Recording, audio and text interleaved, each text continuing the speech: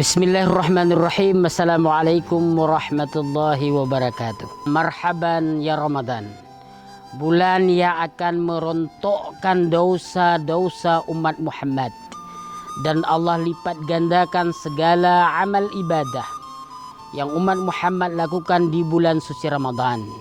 Berbahagialah, berbanggalah dengan datang bulan suci Ramadan. Seluruh umat muslim di penjuru dunia ini berbangga, sukacita dengan datangnya bulan suci Ramadan. Di tengah-tengah wabah penyakit virus corona COVID-19 yang melanda negeri ini, kita juga dihiburkan dengan Allah hadirkan bulan yang penuh berkah, rahmah dan ampunan di sisi Allah Subhanahu wa taala. Tiada bulan yang lebih baik daripada bulan suci Ramadan, bulan yang Allah peruntukkan kepada umat Muhammad sallallahu alaihi wasallam. Pemirsa yang dimuliakan Allah Subhanahu wa taala, kenapa bulan suci Ramadan itu kita senang dan gembira? Yang pertama, dalam bulan Ramadan, syahrul ramadana, kata Allah, syahrul ramadana alladzi unzila fihi al-Qur'an. Di situ Allah turunkan Al-Quranul Karim menjadi penjelasan, keterangan bagi kita mana yang hak, pembeda mana yang hak dan mana yang batil. Al-Quranul Karim diturunkan oleh Allah Subhanahu wa taala dari Baitul Izzah ke Lauhil Mahfud, kemudian melalui malaikat Jibril kepada Rasulullah sallallahu alaihi wasallam dengan masa 22 tahun, 2 bulan, 22 hari, lebih kurang 23 tahun secara berangsur-angsur. Sistem yang paling mulia, keagungan Allah Subhanahu wa taala, Allah jelaskan semua yang ada di muka bumi ini, dan bencana sekalipun telah termaktub dalam Al-Quranul Karim.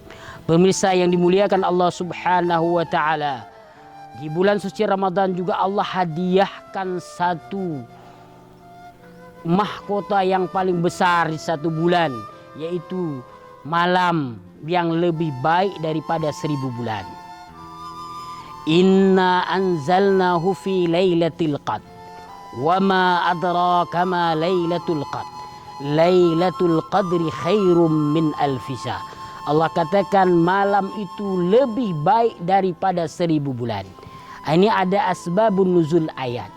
Rasulullah sallallahu alaihi wasallam menceritakan kepada sahabat. Sahabat duduk mendengar cerita daripada Rasulullah sallallahu alaihi wasallam. Rasulullah ceritakan seorang Bani Israel bagaimana dia menempuh berjihad di jalan Allah Subhanahu wa taala. 83 tahun dia melakukan ibadah dan berjihad di jalan Allah Subhanahu wa taala. Alangkah banyak pahala yang dia peroleh di sisi Allah Subhanahu wa taala. Maka para sahabat menangis terseduh-seduh dan bertanya kepada Rasulullah, "Ya Rasulullah, apakah kami akan mampu mengejar pahala sebagaimana yang dilakukan oleh Bani Israel ini ya Rasulullah? Sedangkan umur mereka dulu panjang-panjang ya Rasulullah. Umur kita ini pendek-pendek. Kalau kita nisbahkan ke umur kita, umur Rasulullah 63 tahun. Kalau ada umur kita, umat Muhammad, yang lebih daripada 63 tahun, itu merupakan bonus daripada Allah Subhanahu wa taala. Kalau kita lihat konteks hari ini, umur 40 tahun dah kena diabetes, darah manis, dan ada bahkan di umur 25 tahun. Maka umur umat Muhammad justru lebih pendek-pendek. Kemudian para sahabat berfikir, enggak mungkinlah ibadah kita mampu menyaingi daripada Bani Israel tadi yang Rasulullah ceritakan. Lalu Allah menurunkan surat Al-Quran supaya umat Muhammad ini tidak bersedih. Inilah surah Al-Qadr. Inna anzalnahu fi lailatul qadr wa ma adraka ma lailatul qadr lailatul qadri khairum min alfi syahr. Inti daripada penjelasan ini, jamaah pemirsa dimuliakan Allah Subhanahu wa taala, jangan bersedih kita umat Muhammad. Allah hibur kita. Tidak usah kalian bersedih. Khusus umat Muhammad, Allah sediakan 1 bulan yang beribadah pada malam itu. 1 bulan yaitu bulan Ramadan, dan 1 malam yaitu malam Lailatul Qadr khairum min alfi syahr, lebih baik daripada 1000 bulan. Maka mari kita isi bulan suci Ramadan dengan memperbanyak qiraatul Quran, membaca Al-Quran. Kalau bisa khatam Al-Quran dalam seminggu, dalam 2 minggu. Kalau nggak mampu juga 2 minggu, minimal dalam 1 bulan selama bulan suci Ramadan mampu kita menghatamkan Al-Quran 1 kali. Perbanyakkan selanjutnya berzikir kepada Allah, muhasabah ala nafsi, betapa banyak dosa yang kita lakukan sehari-hari, menangis di hadapan Allah Subhanahu wa taala, dosa yang kita lakukan kepada ibu kita, bapak kita yang kita lakukan, baik dosa lisan yang kita ucapkan sengaja maupun tidak sengaja, kepada masyarakat yang tengah tingkah laku kita meresahkan masyarakat. Mohon ampun kepada Allah Subhanahu wa taala. Kalau bukan kepada Allah, kepada siapa lagi kita ingin mengadu? Kalau bukan pada bulan suci Ramadan, bulan mana lagi kita akan mengadu, menadahkan tangan kita ke hadapan Allah Subhanahu wa taala. Allah janji doa orang-orang yang berpuasa, Allah jawab doa. Ud'uni, kata Allah.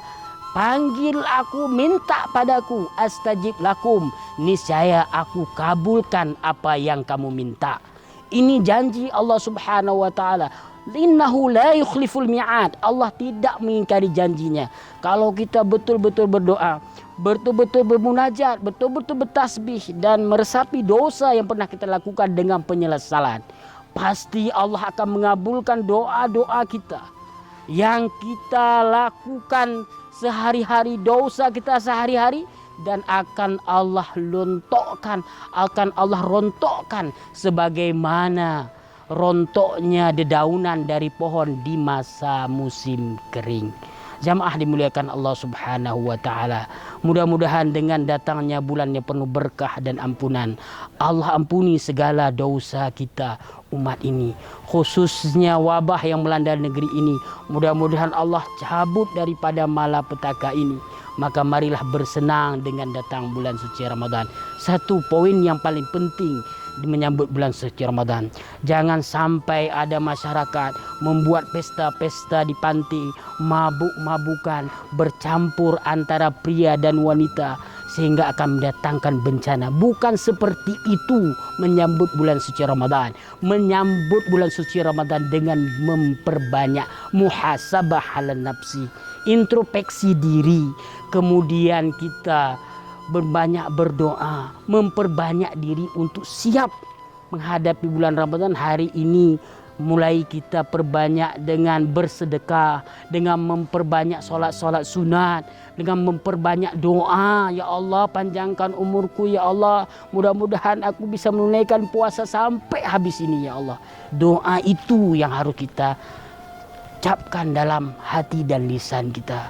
Mudah-mudahan punya barakah dan manfaat bagi kita semuanya. Kami akhiri, assalamualaikum warahmatullahi wabarakatuh.